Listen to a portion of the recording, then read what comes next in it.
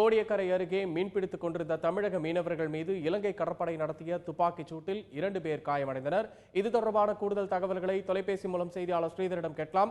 வணக்கம் ஸ்ரீதர், நீங்க சொல்லுங்க. இப்ப இந்த தாக்குதலுக்கான காரணம் எங்க, எந்த பகுதியில் இந்த தாக்குதல் நடந்துச்சு, அதை பத்தி சொல்லுங்க. புதுச்சேரி மாநிலம் காரைக்காலை அடுத்துள்ள கிளிஞ்சல்மேடு கிராமத்திலிருந்து அதாவது செல்லத்துறை என்பவருக்கு சொந்தமான விசைப்படகில் நேற்று அதாவது 14ஆம் தேதி 7 மீனவர்கள் கடலில் மீன் பிடிக்க சென்றனர். இவர்கள் நேற்று மாலை அந்த அதாவது கோடியக்கரை தென்கிழக்கே கடலில் மீன் பிடித்துக் கொண்டிருந்த போது அங்கு இலங்கை கடற்படையினர் அவர்களை அந்த படகை நோக்கி சராமாரியாக துப்பாக்கி சூடு நடத்தினர். இந்த துப்பாக்கி சூடை கண்டு அதிர்ச்சி அடைந்த மீனவர்கள் படகிலே படுத்துக்கிட்டாங்க. அதையும் மீறி அந்த குண்டுகள் நாலாபுரமும் சிதறி அடித்து அதுல 2 மீனவர்களுக்கு துப்பாக்கி குண்டு பாய்ந்தது. இதுல அதாவது நாகை மாவட்டம் நம்பியார் நகர் கிராமத்தை சேர்ந்த அரவிந்த் என்ற மீனவருக்கு இடுப்பு பகுதியில குண்டு பாய்ஞ்சிருக்கு.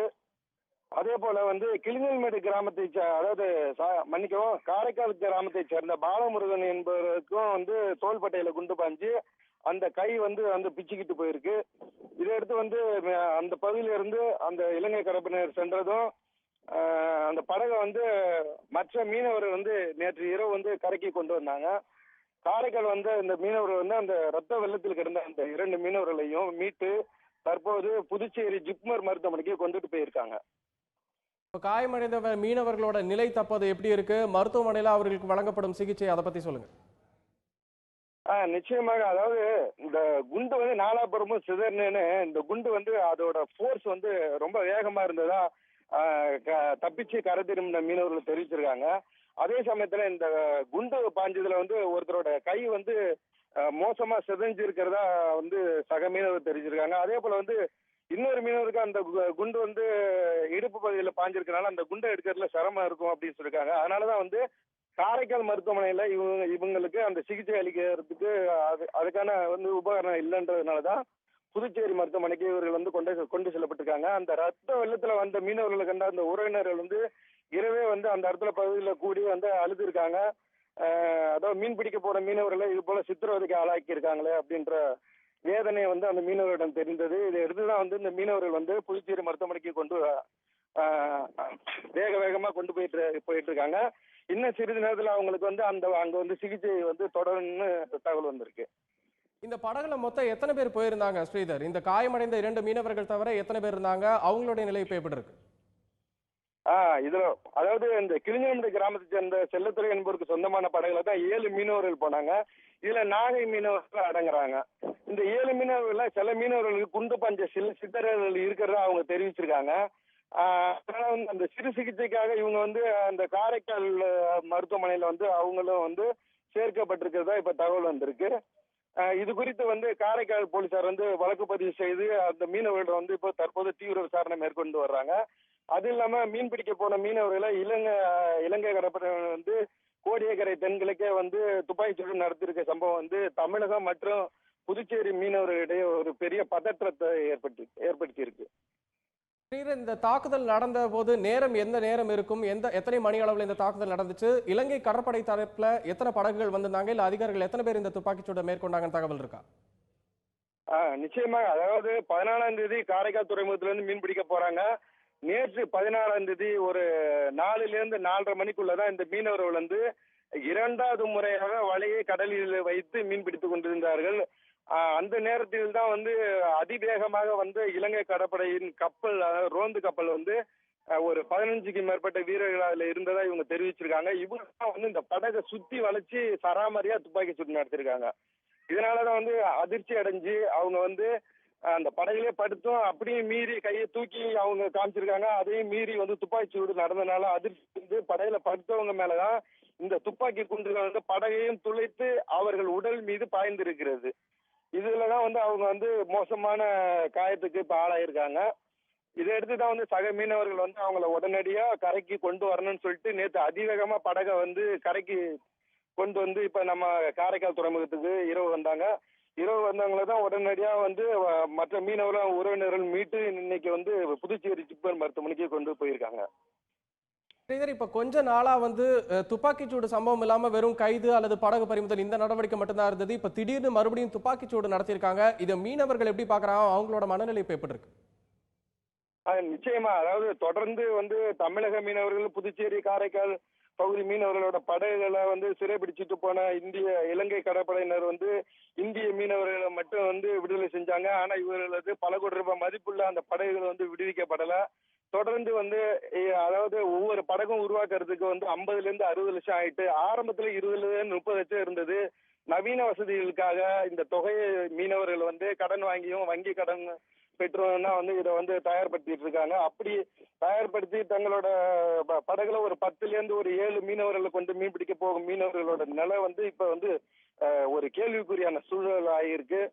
ஏன்னா வந்து தொடர்ந்து இந்த படகுகள் சிறைபிடிக்கப்படுறதுனால இந்த படகை மீட்க முடியாம வாழ்வாதாரம் இழந்திருக்காங்க. இதுல குறிப்பா ராமேஸ்வரம், புதுக்கோட்டை, நாகப்பட்டினம், காரைக்கால் மீனவர்கள் வந்து பெரிதும் பாதிக்கப்பட்டிருக்காங்க. இதை வந்து தீர்க்கணும்னு சொல்லிட்டு பலமுறை வந்து மத்திய அரசுகிட்ட கோரிக்கை விடுத்தும் அந்த படகுகள் மீட்கப்படல. இதனால வந்து இந்த பகுதி மீனவர்கள் வாழ்வாதாரம் கேள்விக்குறியாக இருக்கிறது.